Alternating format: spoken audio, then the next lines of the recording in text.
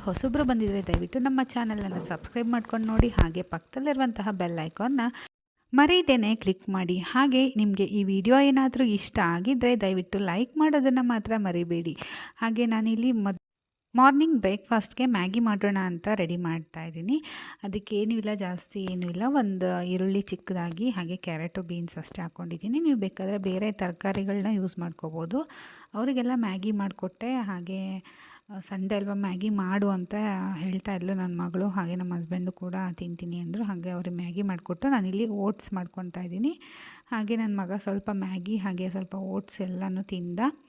ಅವನು ಕೂಡ ಓಟ್ಸ್ ಅಂದರೆ ತುಂಬ ಇಷ್ಟ ಅವನಿಗೂ. ನಾನು ಯಾವಾಗ ಮಾಡಿದ್ರೂ ಕೂಡ ಅವನು ಒಂದು ಸ್ವಲ್ಪನಾದರೂ ತಿಂತಾನೆ.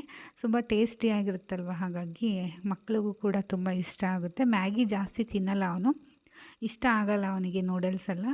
ಈ ಥರ ಮೆತ್ತಗಿರಬೇಕು, ಒಂಥರ ಗಂಜಿ ಥರ ಹಾಗೆ ಸ್ಮೂತಾಗಿ ನುಂಗೋ ಥರ ಇರಬೇಕು, ಅದಂದರೆ ತುಂಬ ಇಷ್ಟ ಅವನಿಗೆ. ಹಾಗೆ ಬ್ರೇಕ್ಫಾಸ್ಟ್ ಎಲ್ಲ ಮಾಡಿ ಆಯಿತು. ಹಾಗೆ ನಾನಿಲ್ಲಿ ಬಟ್ಟೆ ಎಲ್ಲ ಒಣಗಾಕಬೇಕು ಅಂತಂದು ಬಕೆಟಲ್ಲಿಟ್ಟು ಒಣಗಿರೋ ಬಟ್ಟೆನ ತೊಗೊಂಡೋಗಿ ಒಳಗಡೆ ಇಟ್ಟು ಬರೋಣ ಅನ್ನೋಷ್ಟರಲ್ಲಿ ನನ್ನ ಮಗ ಇಷ್ಟೊಂದು ಬಟ್ಟೆ ಒಣಹಾಕಿದ್ದಾನೆ ಅವನೇ. ಅಂದರೆ ಕೆಳಗಡೆ ಇದೆ ಅಲ್ವಾ, ದಾರ ಕೆಳಗಡೆ ಕಟ್ಟಿದ್ದೀನಿ. ಹಾಗಾಗಿ ಅವನಿಗೆ ಸಿಗುತ್ತೆ ಆರಾಮಾಗಿ. ಅವನೆಲ್ಲ ಬಟ್ಟೆನೂ ಕೆಳಗಡೆ ಬೀಳಿಸ್ಕೊತ ಹಾಕ್ತಾಯಿದ್ದಾನೆ. ಎಷ್ಟು ಹೇಳಿದ್ರು ಕೇಳಲ್ಲ, ಹಾಕ್ತೀನಿ ಅಂತಂದು. ಚಿಕ್ಕ ಮಕ್ಕಳು, ಅವಳಿಗೇನೋ ಒಂಥರ ಖುಷಿ ಹೊಸ ಕೆಲಸ ಮಾಡೋದ್ರಲ್ಲಿ. ಅಮ್ಮ ಏನು ಮಾಡ್ತಾರೋ ಅವರು ಅದೇ ಮಾಡಬೇಕು. ಅವ್ನು ಮಾಡೋದು ನೋಡಿ ಇವಳು ಮಾಡ್ತಾಳೆ. ಇವಳು ಸ್ಕೂಲ್ಗೆ ಹೋದಾಗ ಜಾಸ್ತಿ ನನ್ನ ಬಟ್ಟೆ ಒಣ ಹಾಕೋದು ಅದೆಲ್ಲ ಮಾಡೋದು.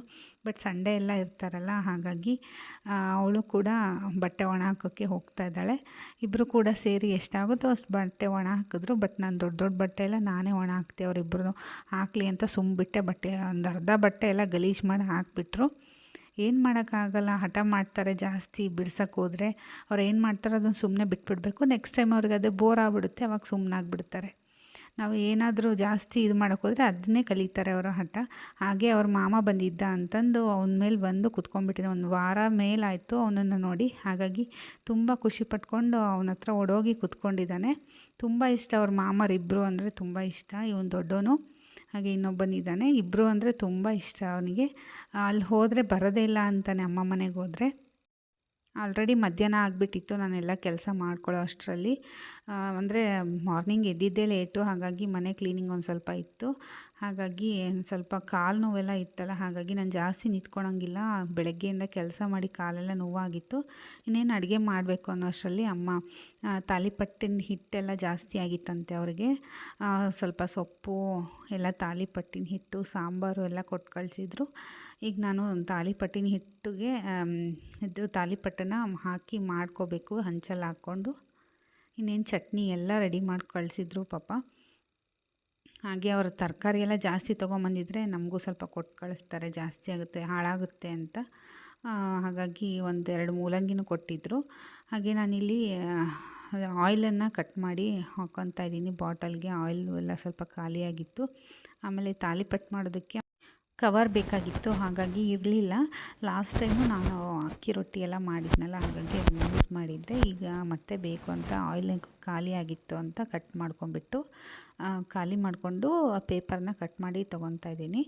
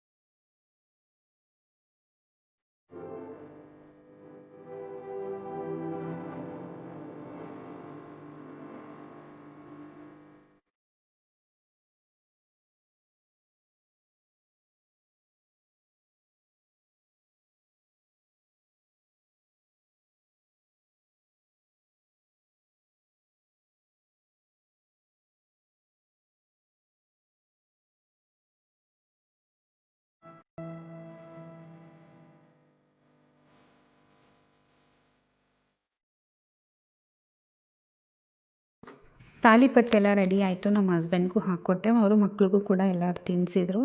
ಹಾಗೆ ಇಷ್ಟೊಂದು ಪಾತ್ರೆ ಬೆಳಗಿಂದ ತೊಳೆದಿದ್ದೆ, ಅದು ಬಿಸಿಲಲ್ಲಿ ನಿಂತ್ಕೊಂಡು ಬೇರೆ ತೊಳೆದಿದ್ನಲ್ಲ, ಹಾಗಾಗಿ ಕೈ ಮುಖ ಎಲ್ಲ ಟ್ಯಾನ್ ಆದಂಗೆ ಆಗಿತ್ತು. ಈಗ ಒಂದು 2 ಡೇಸಿಂದ ತುಂಬ ಬಿಸಿಲಿತ್ತು, ಬಟ್ ಇವತ್ತೇನು ಅಷ್ಟೊಂದು ಇಲ್ಲ. ಹಾಗಾಗಿ ನಾನು ಸ್ವಲ್ಪ ಟ್ಯಾನ್ ರಿಮೂವರ್, ನಾನು ಇದನ್ನು 3 ಇಂದ 4 ಟೈಮ್ಸ್ ತನಕ ಯೂಸ್ ಮಾಡಿದ್ದೀನಿ. ತುಂಬ ಚೆನ್ನಾಗಿದೆ, ಟ್ಯಾನ್ ರಿಮೂವ್ ಆಗುತ್ತೆ. ಒಂದು ವಾರದಲ್ಲಿ 2-3 ದಿನ ಯೂಸ್ ಮಾಡಬೇಕು ಕಂಪಲ್ಸರಿ. ಯೂಸ್ ಮಾಡಿದ್ರೆ ತುಂಬ ಚೆನ್ನಾಗಿ ಟ್ಯಾನ್ ರಿಮೂವ್ ಆಗುತ್ತೆ. ಅದನ್ನು ನಾನು ನಿಮಗೆ ತೋರಿಸ್ತಾ ಇದ್ದೀನಿ. ಇಲ್ಲೆಲ್ಲ ಸ್ವಲ್ಪ ನನಗೆ ಟ್ಯಾನ್ ಜಾಸ್ತಿ ಆಗಿತ್ತು, ಅಂದರೆ 3/4 ಸ್ಲೀವ್ಸ್ ಹಾಕ್ಕೊಳೋದ್ರಿಂದ ಅಲ್ಲಿ ತನಕ ನನಗೆ ಅಷ್ಟೊಂದು ಟ್ಯಾನ್ ಇಲ್ಲ, ಬಟ್ ಅಲ್ಲಿಂದ ನನಗೆ ಕರೆಕ್ಟಾಗಿ ಮಾರ್ಕ್ ಕಾಣಿಸ್ತಾ ಇದೆ. ಹಾಗೆ ಫೇಸ್ ಕೂಡ ತುಂಬ ಟ್ಯಾನ್ ಆಗಿತ್ತು. ಫಸ್ಟು ಫೇಸನ್ನು ತೊಳ್ಕೊಂಡು ಹಾಗೆ ಹಸಿ ಇರಬೇಕು, ಒರೆಸ್ಕೋಬಾರ್ದು. ಒರೆಸ್ಕೊಂಡಿಲ್ದಂಗೆ ಹಾಗೆ ಇದು ಕ್ರೀಮ್ನ ಮುಖಕ್ಕೆ ಅಪ್ಲೈ ಮಾಡ್ಕೋಬೇಕು. ಬ್ರಷಿಂದನಾದರೂ ಅಪ್ಲೈ ಮಾಡ್ಕೋಬೋದು, ಇಲ್ಲ ಕೈಯಿಂದನಾದರೂ ಅಪ್ಲೈ ಮಾಡ್ಕೋಬೋದು. ಹಾಗೆ ಪೂರ್ತಿ ನೆಕ್ ತನಕನೂ ನಾವು ಇದನ್ನು ಅಪ್ಲೈ ಮಾಡ್ಕೋಬೇಕು. ಚೆನ್ನಾಗಿ ಅಪ್ಲೈ ಮಾಡ್ಕೊಂಬಿಟ್ಟು, ತುಂಬ ದಪ್ಪ ಏನು ಬೇಡ, ತೆಳ್ಳಗೆ ಅಪ್ಲೈ ಮಾಡಿಕೊಂಡ್ರೆ ಸಾಕು. ಆಮೇಲೆ ಇದನ್ನು ಒಂದು 15 to 20 ಮಿನಿಟ್ಸು ಡ್ರೈ ಆಗೋದಕ್ಕೆ ಬಿಡಬೇಕಾಗುತ್ತೆ. ಹಾಗೆ ಈ ಟ್ಯಾನ್ ರಿಮೂವಲ್ನ ನಾನು ಕೈನ ಕೂಡ ಹಸಿ ಮಾಡ್ಕೊಂಬಿಟ್ಟು ಅದನ್ನು ಕೈಗೂ ಕೂಡ ಅಪ್ಲೈ ಮಾಡ್ಕೊತಾ ಇದ್ದೀನಿ. 2 ಕೈಗೂ ಕೂಡ ಅಪ್ಲೈ ಮಾಡ್ಕೋಬೇಕಾಗುತ್ತೆ. ಇದು ಕೂಡ ಡ್ರೈ ಆಗೋ ತನಕ, ಅಂದರೆ 15 to 20 ಮಿನಿಟ್ಸ್ ಬೇಕಾಗುತ್ತೆ ಇದು ಡ್ರೈ ಆಗೋದಕ್ಕೆ. ಇದನ್ನು ಕೂಡ ಡ್ರೈ ಆಗೋದಕ್ಕೆ ಬಿಡಬೇಕು. ಈಗ ಪೂರ್ತಿಯಾಗಿ ಡ್ರೈ ಆದಮೇಲೆ ನಾನಿಲ್ಲಿ ವಾಶ್ ಮಾಡ್ಕೊಂಡು ಬಂದಿದ್ದೀನಿ. ಅಂದರೆ ಸ್ವಲ್ಪನಾದರೂ ಗ್ಲೋ ಬಂದಿರುತ್ತೆ.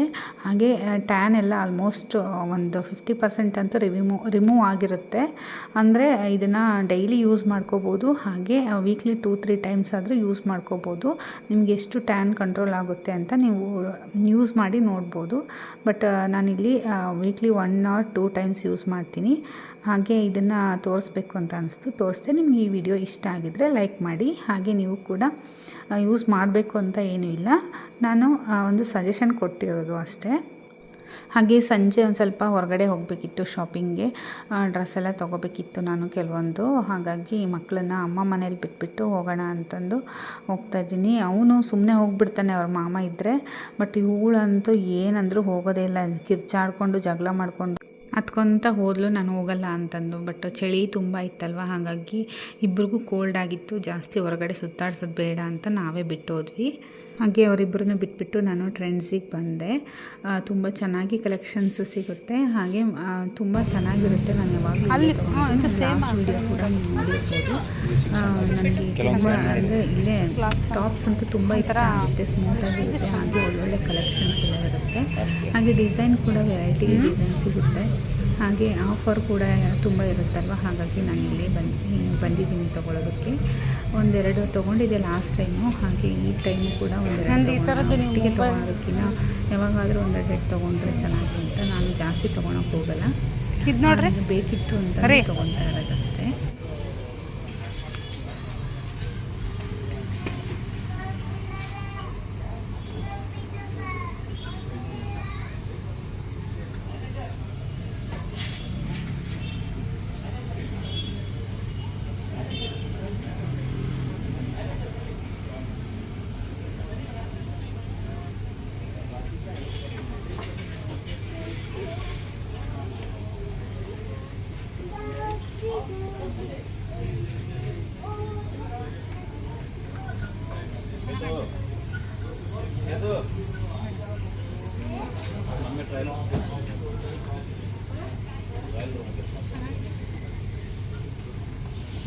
ಕಲರ್ ಬೇಡ, ಅದು ಪಕ್ಕದೈತಲ್ಲ ಸ್ಕೈ ಬ್ಲೂ.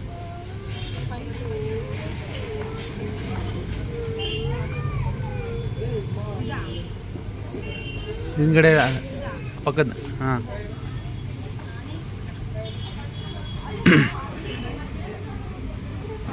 ಇಲ್ಲೈತಲ್ಲ ಇದೆ.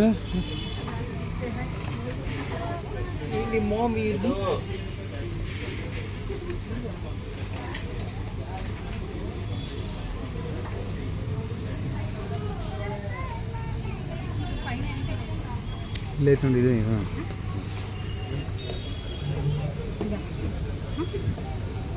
ಇದು ಇತ್ತು ಅದು ಎಕ್ಸೆಸ್ ರೇಟ್ ಎಲ್ಲ ಇಲ್ಲ. ಎಮ್ ಟ್ರೈ ಮಾಡ್ತೀನಿ. ಇದೆಯಾ ಅದು ಎಕ್ಸ್ಟರ್ನಲ್ ಇದು ಎಷ್ಟೈತೆ ನೋಡಿ ಎಕ್ಸ್ ಬರಲ್ಲ.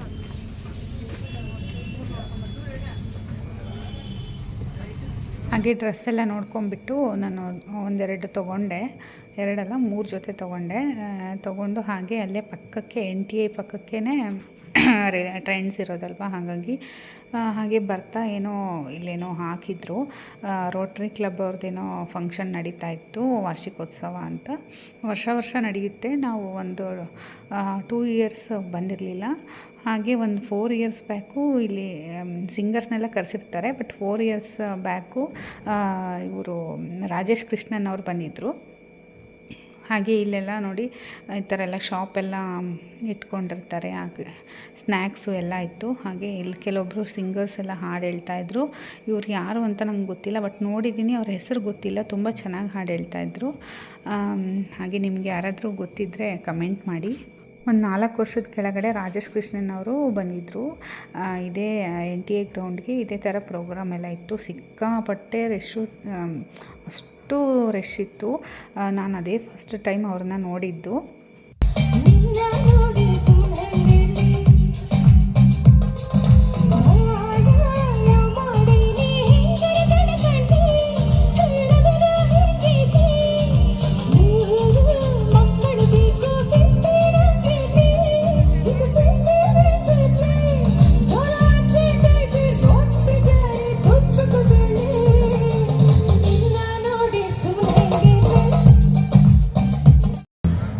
ಆರ್ ಡಿ ಬರ್ಮನ್ ಅವರ ಸಂಗೀತ, ಬಪ್ಪಿ ಲಹರಿ ಅವರ ಸಂಗೀತ ಹಾಗೂ ಶಂಕರ್ ಎಹ್ಸಾನ್ ಲಾಯ್ ಅವರ ಸಂಗೀತ. ಸೊ 3 ಹಾಡು mix together and I hope you enjoy this. ಹಾಗೆ ಸಾಂಗ್ ಎಲ್ಲ ಕೇಳ್ಕೊಂಬಿಟ್ವಿ. ಒಂದು 10-15 ನಿಮಿಷ ಇದ್ವಿ ಅಷ್ಟೇ ಅಲ್ಲಿ. ಹಾಗೆ ಇಲ್ಲಿ ರೊಟ್ಟಿ ಮತ್ತು ಹಾಗೆ ಗಿರ್ಮಿಟ್ಟೆಲ್ಲ ಮಾಡ್ತಾಯಿದ್ರು. ಹಾಗೆ ಮೆಣಸಿನ್ಕಾಯಿನೂ ಮಾಡ್ತಾಯಿದ್ರು. ನಮ್ಮ ಮನೆಯವ್ರು ಮೆಣಸಿನ್ಕಾಯಿ ತೊಗೊಂಡೋಗೋಣ, ಗಿರ್ಮಿಟ್ ತೊಗೋಣ, ಬಟ್ ಅಲ್ಲಿ ಪಾರ್ಸಲ್ ಇರಲಿಲ್ಲ ಗಿರ್ಮಿಟ್ಟು. ಹಾಗಾಗಿ ಬರೀ ಮೆಣಸಿನ್ಕಾಯಿ ತೊಗೊಂಡ್ವಿ. ಹಾಗೆ ಇಲ್ಲಿ ಬಿಸಿ ಬಿಸಿ ರೊಟ್ಟಿ ಮಾಡ್ತಾಯಿದ್ರು. ಸರಿ ಅಂತಂದು ರೊಟ್ಟಿನೇ ತೊಗೊಂಡು ಗಿರ್ಮಿಟ್ ಏನು ತಿನ್ನೋದು ಅಂತಂದು ಒಂದು ಪ್ಲೇಟ್ ರೊಟ್ಟಿ ತೊಗೊಂಡ್ವಿ. ಅದಕ್ಕೆ ಏನೋ ಹಲಸಂದಿ ಕಾಳು ಪಲ್ಯ ಮತ್ತು ಬದನೇಕಾಯಿ ಎಣ್ಗಾಯಿ ಇರಲಿಲ್ಲ, ಬರೀ ಬದನೇಕಾಯಿ ಪಲ್ಯ ಇತ್ತು. ನಾನು ಬದನೇಕಾಯಿ ಎಣ್ಗಾಯಿ ಅಂತ ಏನೋ ಅಂತ ಅಂದ್ಕೊಂಡು ತೊಗೊಂಡೆ. ಬಟ್ ಅದೇನು ಅಂತ ಇಷ್ಟ ಆಗಲಿಲ್ಲ ನನಗೆ. ಹಲಸಂದಿ ಕಾಳು ಪಲ್ಯ ಟೇಸ್ಟ್ ಇತ್ತು. ಹಾಗೆ ಚಟ್ನಿ ಪುಡಿ ಹಾಕಿ ಕೊಟ್ಟಿದ್ದರು. ಗಿರ್ಮಿಟ್ ಇನ್ನೇನು ಮನೇಲಿ ಪಾರ್ಸಲ್ ತಗೊಂಡು ಹೋಗೋಕ್ಕಾಗಲ್ಲ, ಅಂದರೆ ನಮ್ಮ ತಮ್ಮಂದರು ಮಕ್ಕಳು ಎಲ್ಲ ತಿಂತಾರೆ ಅಂತ ಅಂದ್ಕೊಂಡ್ರು. ಬೇಡ ಬಿಡಿ ಅಂತಂದು ನಾನೇ ಮೆಣಸಿನ್ಕಾಯಿ ಅಷ್ಟೇ ತೊಗೊಳ್ಳಿ ಅಂತಂದು ಹೇಳಿ ಬರೀ ಮೆಣಸಿನ್ಕಾಯಿ ಅಷ್ಟೇ ತೊಗೊಂಡ್ವಿ. ಹಾಗೆ ಈ ಕಡೆ ನೋಡಿ ರೊಟ್ಟಿ ಆ ಕಡೆ ಒಬ್ಬರು ಉದ್ಕೊಡ್ತಾಯಿದ್ರು, ಹಾಗೆ ಒಬ್ಬರು ಬೇಯಿಸ್ಕೊಡ್ತಾಯಿದ್ರು. ತುಂಬ ರಶ್ ಇತ್ತು ಸ್ನ್ಯಾಕ್ಸ್ ಹತ್ರ ಎಲ್ಲ. ಬಟ್ ರೊಟ್ಟಿ ತುಂಬ ಜನ ತೊಗೊತಾ ಇದ್ದಿದ್ದು. ಹಾಗಾಗಿ ನೋಡೋಣ ಅಂತ ನಾನು ಒಂದು ಪ್ಲೇಟ್ ತೊಗೊಂಡೆ. ಹಾಗೆ ಒಂದೇ ಒಂದು ಮೆಣಸಿನ್ಕಾಯಿ ಬಿಸಿದು ಹಾಕಿದ್ರು ಅಂತ ತೊಗೊಂಡೆ. ಹಾಗೆ ಮನೇಲೇನು ತೊಗೊಳ್ಳಿಲ್ಲ, ನಾನು ಮನೇಲೇನು ಊಟನೇ ಮಾಡಲಿಲ್ಲ. ಇಲ್ಲಿ ರೊಟ್ಟಿ ತಿಂದೇ ಸಾಕಾಗೋಯ್ತು. ಹಾಗೆ ನಮ್ಮ ಮನೆಯವ್ರಿಗೂ ಹಾಗೆ ಒಂದು ತಿನ್ನಿರಿ ಅಂತಂದು ಹೇಳಿದೆ. ಅವರು ಕೂಡ ಒಂದು ಸ್ವಲ್ಪ ತಿಂದ್ರು ಅಷ್ಟೇ, ಜಾಸ್ತಿ ತಿನ್ನಲಿಲ್ಲ. ಅದು ಬದನೇಕಾಯಿ ಪಲ್ಯ ನನಗೇನು ಅಷ್ಟೊಂದು ಇಷ್ಟ ಆಗಲಿಲ್ಲ. ಬಟ್ ಹಲಸಂದಿ ಕಾಳ್ದು ಟೇಸ್ಟ್ ಇತ್ತು. ಪ್ರತಿ ವರ್ಷವೂ ಇದೇ ಥರ ಸ್ಟಾಲ್ ಹಾಕ್ತಾರೆ. ಎಲ್ಲ ಥರ ವೆರೈಟಿ ಸ್ನ್ಯಾಕ್ಸ್ ಇರುತ್ತೆ. ಹಾಗೆ ಮಕ್ಕಳಿಗೆ ಗೇಮ್ಸ್ ಕೂಡ ಇರುತ್ತೆ. ಆ ಸೈಡ್ ನಾನು ವೀಡಿಯೋ ಮಾಡಲಿಲ್ಲ, ಮರ್ತೋದೆ. ಹಾಗೆ ಎಲ್ಲ ಥರ ಸ್ನ್ಯಾಕ್ಸ್ ಕೂಡ ಇರುತ್ತಲ್ವ, ಹಾಗಾಗಿ ಜನ ಬಂದೇ ಬರ್ತಾರೆ. ಹಾಗೆ ಸಾಂಗ್ ಎಲ್ಲ ಇರುತ್ತೆ.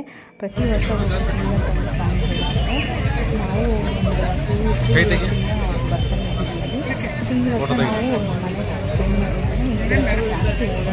ನಾವು ಆಗಿಲ್ಲ ನಮಗೆ. ಏನೋ ಶಾಪಿಂಗ್ ಬರೋಣ ಅಂತಂದು ಬಂದಿದ್ದಕ್ಕೆ ಗೊತ್ತಾಯಿತು ಅಷ್ಟೇ. ಹಾಗೆ ಅಲ್ಲಿಂದ ಊಟ ಎಲ್ಲ ಮಾಡ್ಕೊಂಬಿಟ್ಟು ಇಲ್ಲಿ ಸ್ವಲ್ಪ ತರಕಾರಿ ತೊಗೋಬೇಕಿತ್ತು. ಮನೆಗೆ ತರಕಾರಿ ಎಲ್ಲ ಖಾಲಿಯಾಗಿತ್ತು ಅಂತ ತರಕಾರಿ ತೊಗೊಂಡು ಹಾಗೆ ಮಕ್ಕಳನ್ನೆಲ್ಲ ಕರ್ಕೊಂಡು ಹಾಗೆ ಮನೆಗೆ ಹೋದೆ. ಇಲ್ಲಿಗೆ ವಿಡಿಯೋನ ಎಂಡ್ ಮಾಡ್ತಾಯಿದ್ದೀನಿ. ಈ ವಿಡಿಯೋ ಇಷ್ಟ ಆದರೆ ಲೈಕ್ ಮಾಡಿ, ಶೇರ್ ಮಾಡಿ. ಹಾಗೆ ನಮ್ಮ ಚಾನಲ್ಗೆ ಯಾರಾದರೂ ಹೊಸಬ್ರು ಬಂದಿದ್ದರೆ ದಯವಿಟ್ಟು ನಮ್ಮ ಚಾನಲ್ನ ಸಬ್ಸ್ಕ್ರೈಬ್ ಮಾಡ್ಕೊಳ್ಳೋದನ್ನ ಮರಿಬೇಡಿ. ಹಾಗೆ ಈ ವಿಡಿಯೋ ಇಷ್ಟ ಆಗಿದ್ದರೆ ದಯವಿಟ್ಟು ಲೈಕ್ ಕೊಡೋದನ್ನ ಮರಿಬೇಡಿ. ಹಾಗೆ ನಿಮ್ಮ ಅನಿಸಿಕೆ ಅಭಿಪ್ರಾಯಗಳನ್ನು ಕಮೆಂಟ್ ಬಾಕ್ಸ್ನಲ್ಲಿ ಕಮೆಂಟ್ ಮಾಡಿ ತಿಳಿಸಿ.